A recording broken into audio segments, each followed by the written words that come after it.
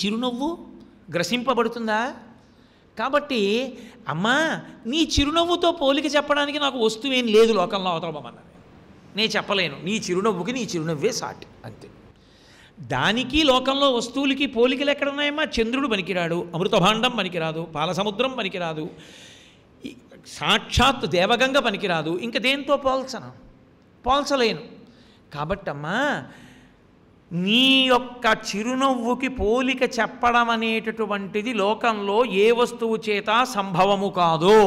అంటే అమ్మవారి చిరునవ్వు అంత గొప్పగా ఉంటుంది, అంత స్వచ్ఛంగా ఉంటుంది, అంత ప్రకాశవంతంగా ఉంటుంది, అంత లోకోద్ధారకమై ఉంటుంది. అటువంటి చిరునవ్వు చూడగలిగిన వాడున్నాడే వాడు అదృష్టవంతుడు. అమ్మవారి చిరునవ్వు చూడడం అంటే, ఆ తల్లి యొక్క చిరునవ్వు వంక చూడడం అంటే, నేను మీతో ఈ సందర్భంలో ఒక విషయం మనవి చేయవలసి ఉంటుంది.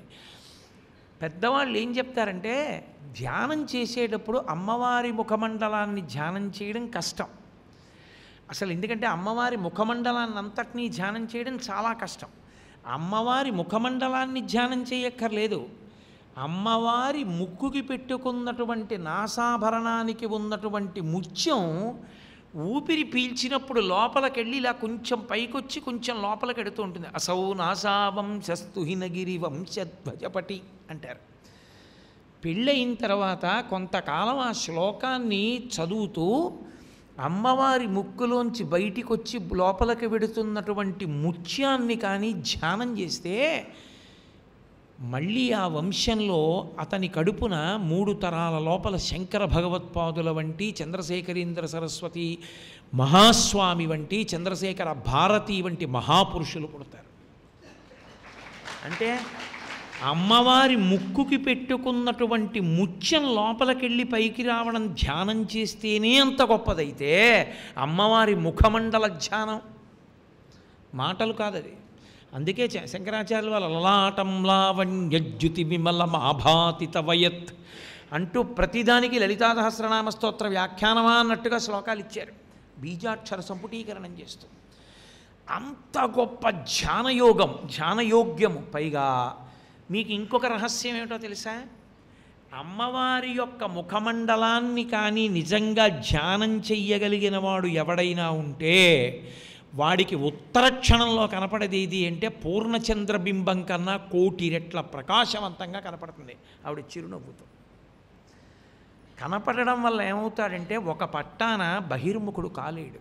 చాలా కష్టం, చాలా కష్టం. అందుకే కదా తిరుక్కడయ్యూర్ క్షేత్రంలో అంత అద్భుతం జరగడానికి కారణం అదే. అక్కడ అభిరామ భట్టు అని పాపం ఆయనకి ఏం తెలియదు, ఆయన అమ్మవారి దేవాలయంలో కూర్చుని ఉంటుండేవాడు. ఇప్పటికీ తిరుక్కడయ్యూర్ క్షేత్రమే చాలా విచిత్రమైన క్షేత్రం. అన్ని చోట్ల పరమశివుడి పక్కన ఉంటుంది అమ్మవారు. ఒక్క తిరుక్కడయ్యూరులో మాత్రం అయ్యవారికి అభిముఖంగా బయట దేవాలయంలోంచి చూస్తుంటుంది అమ్మవారు. అటువంటి తిరుక్కడయ్యూరులో అమ్మవారిని ధ్యానం చేస్తున్నాడు ఆయన ముఖమంటపంలో కూర్చుని. ధ్యానం చేస్తున్నప్పుడు అమ్మవారి ముఖాన్ని ధ్యానం చేస్తున్నాడు. అసలే చంద్రబింబం, అందులో చిరునవ్వు, ఆ చిరునవ్వుల యొక్క కాంతులు, వీటిని ధ్యానంలో ఉన్నాడు. శరభోజీ మహారాజు గారు వచ్చాడు దర్శనానికి. అందరూ లేచి నిలబడ్డారు, ఈయన ఒక్కడే నిలబడలేదు. పక్క వాళ్ళని అడిగాడు, ఎందుకు నిలబడలేదని అడిగారు. అడిగితే చంపేస్తాడేమో, ధ్యానంలో ఉన్నాడంటే అంత ధ్యానం చేయగలిగిన వాడా అని ప్రశ్నలు వేస్తాడేమోనని, ఉన్మాది మహాప్రభో పిచ్చివాడు అలా కూర్చుంటాడన్నారు.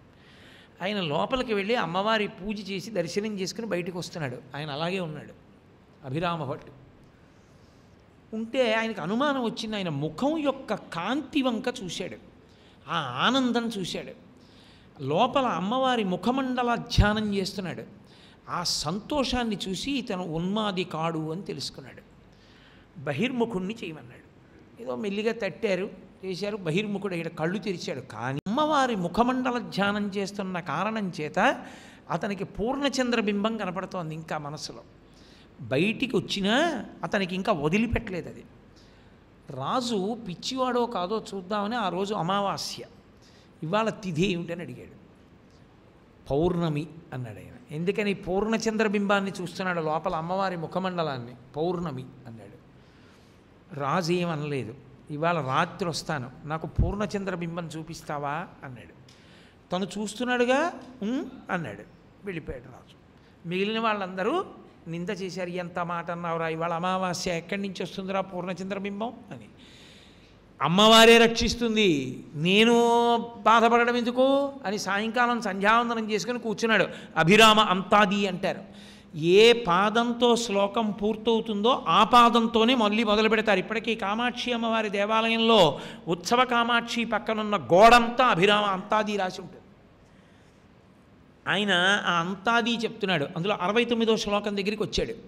వచ్చేటప్పటికి శరభోజీ మహారాజు గారు వచ్చాడు. అమావాస్య, కటిక చీకటి, ఆకాశంలో చంద్రబింబం కనపట్టాల. వచ్చి అడిగాడు, ఏది చంద్రబింబం, పూర్ణచంద్రబింబం చూపిస్తానన్నావు కదా, ఎక్కడుందన్నాడు. ఆయన 69వ శ్లోకంలో అమ్మవారిని కీర్తించాడు. అంతే. తిరుక్కడయూరు క్షేత్రంలో కూర్చున్న అమ్మవారు అభిరామి అంటారు ఆవిడ. ఆవిడ తన చెవికి ఉన్న కుండలాన్ని తీసి ఆకాశంలోకి విసిరింది. ఆ కుండలం పూర్ణచంద్రబింబం కింద నిలబడింది ఆకాశంలో. తెల్లబోయాడు శరభోజీ, భక్తులు అందరూ ఆయన కాళ్ళ మీద పడిపోయారు.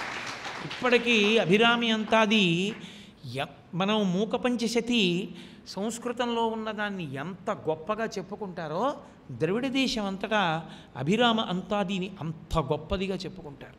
అంత గొప్ప క్షేత్రం తిరుక్కడయ్యూరు.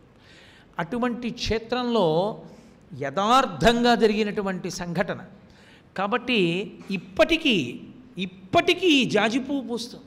చిత్రం ఏంటో తెలుసా, దాని మొదలు ఎక్కడుందో ఎవరికీ తెలియదు. పైగా అగ్నికుండాలు పెట్టేసి ఉంటాయి, షష్ఠిపూర్తులు జరుగుతుంటాయి. అన్ని అగ్నికుండాలే. 365 రోజులు జాజితీగ ఎట్నుంచి వెళ్ళిందో తెలియదు గోడ మీదకి, దాని మొదలు ఎక్కడుందో తెలియదు. అన్నీ అగ్నివేదిలే, కానీ అది మాత్రం ప్రతిరోజు పూస్తుంది. నేను వెళ్ళిన రోజున కాంచీపురంలో శంకర్ గారు ఉన్నాడు. ఆయన గోడెక్కాడు. ఎందుకో ఆయనకి దొరికే 2 పూలు. ప్రతిరోజు పూలు పూస్తుంది. 365 రోజులు పూస్తుంది జాజితీగ. దానికి నీళ్లు పోద్దామంటే లేదు, మొదలు ఎక్కడుందో తెలియదు, కానీ అది పూస్తూనే ఉంటుంది. తిరుక్కడయ్యూర్ అంత ప్రఖ్యాత క్షేత్రం. అంత ప్రఖ్యాత క్షేత్రంలో అమ్మవారి ముఖమండల ధ్యానము అభిరామ భట్టు నిరూపించాడు లోకానికి, అది ఎంత గొప్పదో. కాబట్టి ఆ తల్లి యొక్క ముఖమండలము పౌర్ణమి చంద్ర బింబం ఎలా ఉంటుందో అలా ఉంటుంది. అందులో ఆ తల్లి యొక్క చిరునవ్వు కాంతి ఉన్నదే, అది చెప్పడం అసలు ఎవరికీ సాధ్యం కాదు.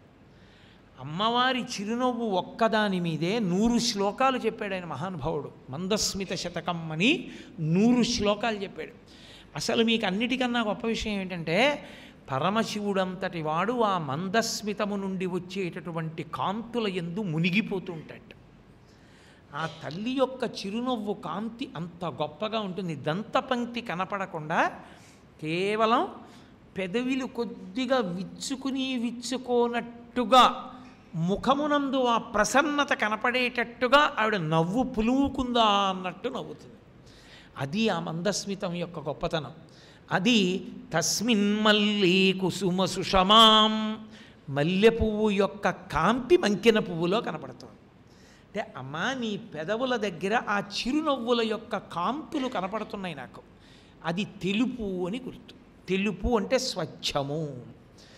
అందులో అవతల వారిని మభ్యపెట్టడం కానీ, అవతల వారిని మోహపెట్టడం కానీ ఉండవు. అవతల వారిని ఉద్ధరించేటివిగా కన్న తల్లి యొక్క చిరునవ్వు బిడ్డకి ఎంత శ్రేయస్కరమై ఉంటుందో, బిడ్డ పాడైపోవాలన్న వికటమైన నవ్వు అమ్మ ఎప్పుడూ ఎలా నవ్వదో, అమ్మవారి మందస్మితము కూడా అంత స్వచ్ఛము. తస్మిన్ మల్లీ కుసుమ సుషమాం తత్ర వీణానినాదం. అమ్మా, అక్కడ వీణానాదం వినపడుతోందమ్మా అన్నారు మూకశంకర్. ఏమిటి వీణానాదం? ఎలా వినపడుతుంది? మందస్మితం అంటే చిరునవ్వు, చిరునవ్వు బాగానే ఉంది, వీణానాదం ఎక్కడి నుంచి వస్తుంది? అమ్మవారి యొక్క చిరునవ్వులో వీణానాదము వినపడడం అంటే అమ్మవారి యొక్క కంఠస్వరం. అమ్మవారు మాట్లాడితే వీణ తీగ పెనగినట్టుంటుంది, అంత అందంగా ఉంటుంది ఆవిడ మాట అని. అది తత్ర వీణానినాదం. మూకశంకర్లే ఏ శతకమో నాకు సరిగ్గా జ్ఞాపకం లేదు, కానీ అందులో ఒక చోట ఒక అద్భుత ప్రయోగం చేశారు ఆయన. అసలు ఎవరి ఊహకి అందనంత గొప్ప శ్లోకం ఒకటి రచించారు. అందులో ఆ శ్లోకంలో ఆయన అంటారు, కలమంజుల వాగనుమిత గళపంజర గత సుఖగ్రహోత్కంఠ్యాత్ అంబరదనంబరతే శంబరారినాన్యస్తం అన్నాడు. అసలు ఆ శ్లోకం ఎవరి ఊహకు అందదు. మన్మధుడికి ఒక వాహనం, ఆయన చిలుక మీద తిరుగుతూ ఉంటాడు. చిలుక మీద తిరిగేటటువంటి లక్షణము ఉన్నవాడు మన్మధుడు.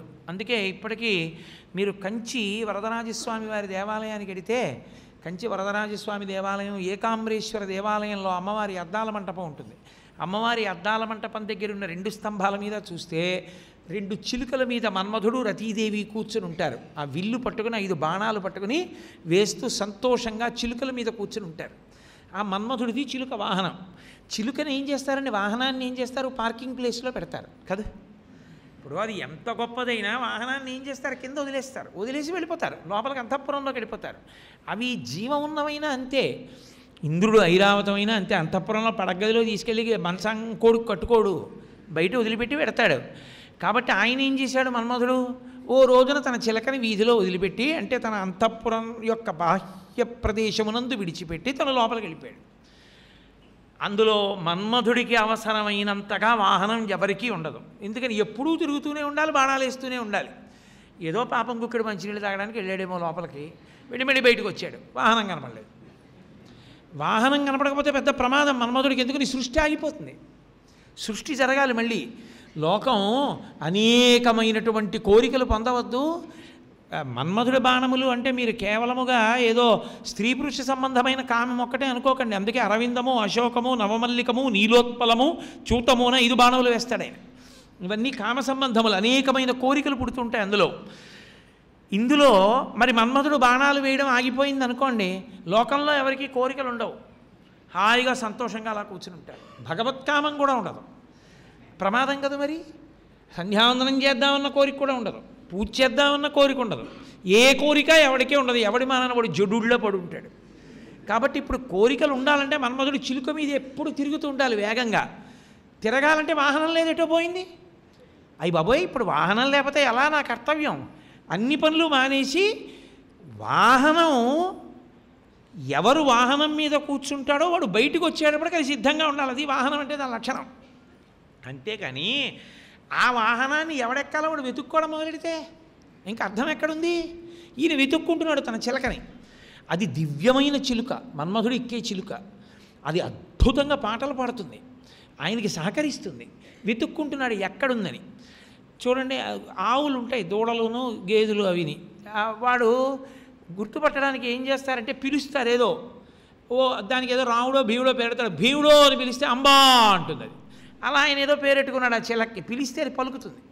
ఆయన కొండలు, కోనలు, తుప్పలు, చెట్లు, పుట్టలు అన్నీ వెతుక్కుంటున్నాడు. ఒక చోట అరుపు వినపడింది. అమ్మా, దొరికిందిరా చిలక అనుకున్నాడు. అనుకుని ఎక్కడ దాని అరుపు వినపడుతోంది అన్నది చూసుకుని పరిగెత్తాడు. తీరా పరిగెత్తికి వెళ్ళిన తర్వాత ఆ ఇంటికి వెళ్ళి మా చిలక మీ ఇంట్లోనే ఉందని చెప్పడానికి భయపడవలసిన ఇల్లది. ఎందుకని?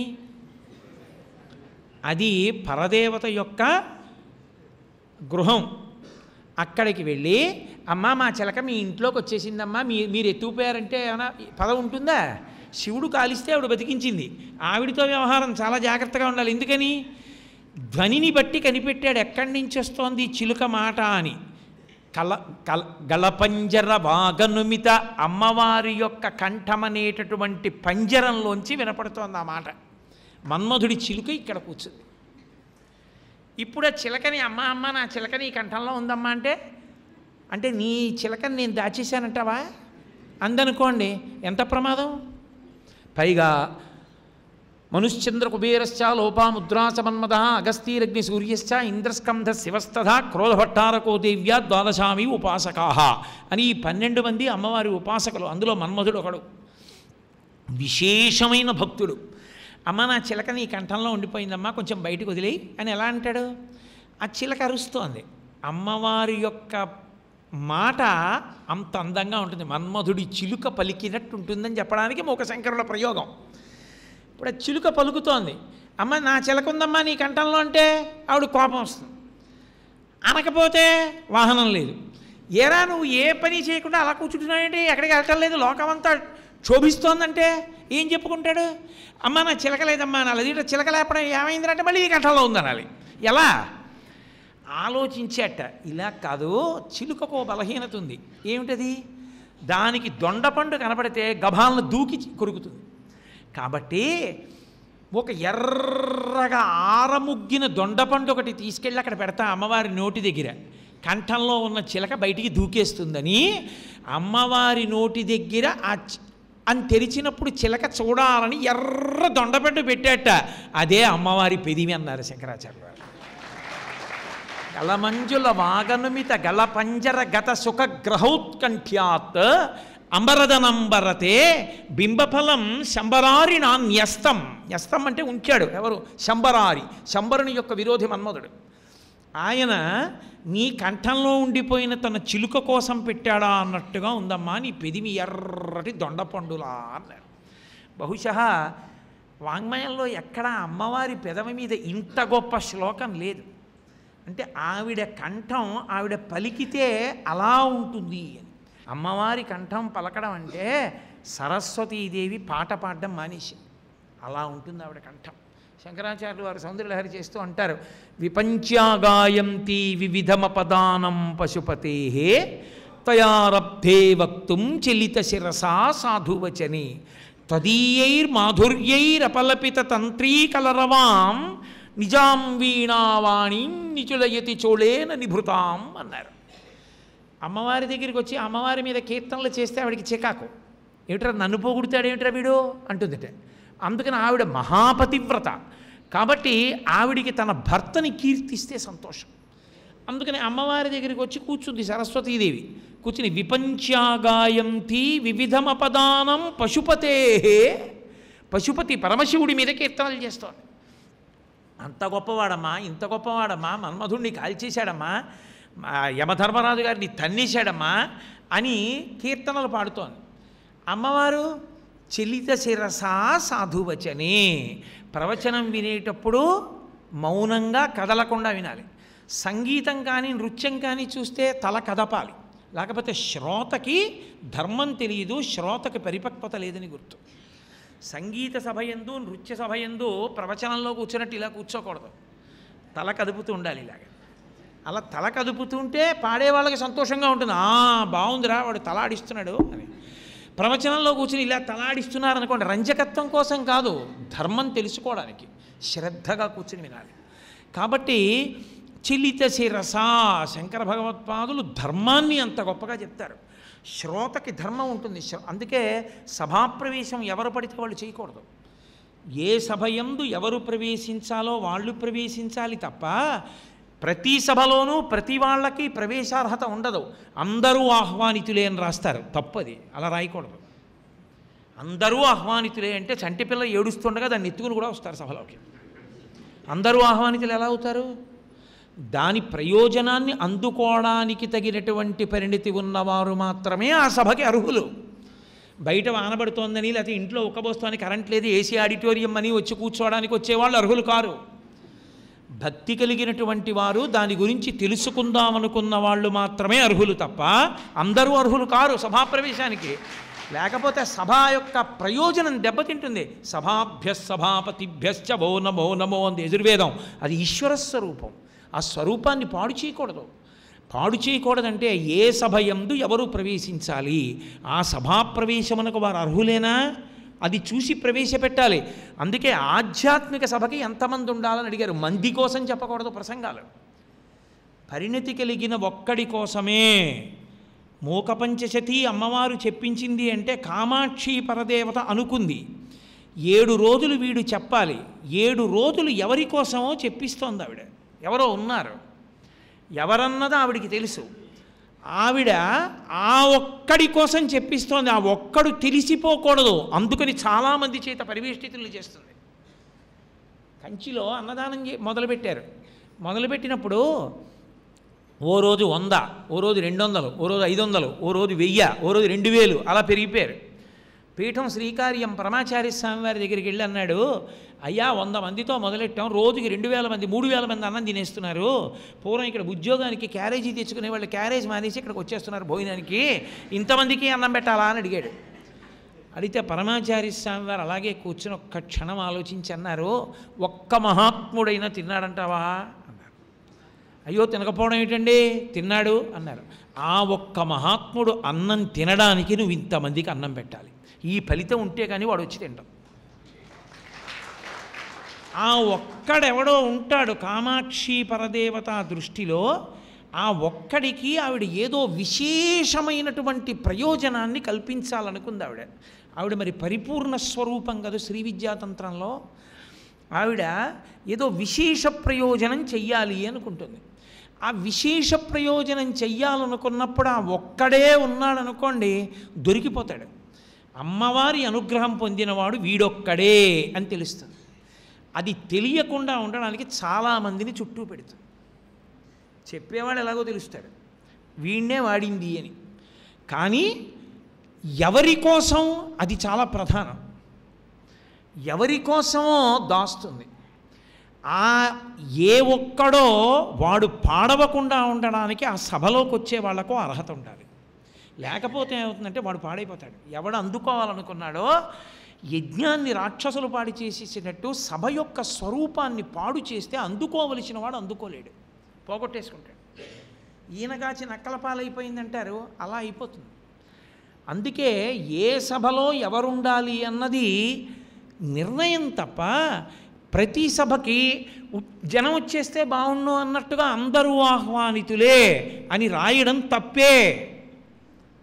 అలా సభాప్రవేశం చేయకూడదు. సభాప్రవేశం చేసేటప్పుడు నిజంగా దాని మీద దృష్టి, నిజంగా దాని మీద భక్తి ఉన్నవాళ్ళు ప్రవేశించాలి. ఇక్కడున్న మీ అందరిలా. కాబట్టి అలా ఉండడం సభా లక్షణం. కాబట్టి అమ్మవారి విషయం దగ్గరికి వచ్చేటప్పటికీ మూకశంకరులు ఆ ప్రతిపాదన చేస్తున్నారు అంటే ఒక్కటే కారణం, అమ్మవారి యొక్క ధ్యాన శ్లోకంగా చెప్పారనుకోండి. కాంచీదామాకరికలభ కుంభస్తననత పరిక్షీణా మధ్యే పరిణత శరచంద్రవదన అని శ్లోకం చెప్పారనుకోండి, మీ మనసు పట్టుకుంటుంది, పట్టుకోకపోతుంది. దాన్ని ఏదో ఒక పొడుపు కథలా తీసుకొచ్చారనుకోండి, మీ మనసు అది ఏమిటో తెలుసుకుందామని ప్రయత్నం చేస్తుంది. మీకు శ్లోకం గుర్తుండకపోవచ్చు, కానీ ఇది మీకు గుర్తుంటుంది. మీరు ఇప్పుడు ఇంటికి వెళ్ళిపోయి ఒకవేళ మీ భర్త గారు సభలో ఉండుండకపోతే మీ భర్త గారికి, మీ భార్య గారు ఉండుండకపోతే ఆవిడికి, ఇంటికి వెళ్ళాక నీకు విచిత్రం చెప్పనా, నేను అడుగుతాను, నువ్వు చెప్పు చూద్దాం. కంచిలో ఉంది, ఐశానీషా కలయతితరా మైంద్రజాలం విలాసం. కంచిలో ఉంది, ఈశానుని యొక్క భార్య, ఆమె ఇంద్రజాలం చేసింది. ఇంద్రజాలం చేయడం వల్ల ఉన్న వస్తువు ఉన్నట్టుగా కాకుండా ఇంకోలా కనపడుతోంది. నేను ఇంకోలా కనపడుతున్నది చెప్తాను, ఉన్న వస్తువు ఏమిటో చెప్పు అని. తామ్రాంభోజం జలద నికటే అని మీకు గుర్తుండకపోవచ్చు. నల్ల మబ్బు, మబ్బులో ఎర్ర కలువు పువ్వు, ఎర్ర కలువు పువ్వులో మంకిన పువ్వు, మంకిన పువ్వులో మల్లెపూల కాంతి, మల్లెపూల కాంతిలో వీణానాదం. ఎవరు చెప్పు? సర్వం శ్రీ ఉమామహేశ్వర పరబ్రహ్మార్పణమస్తు. స్వస్తి.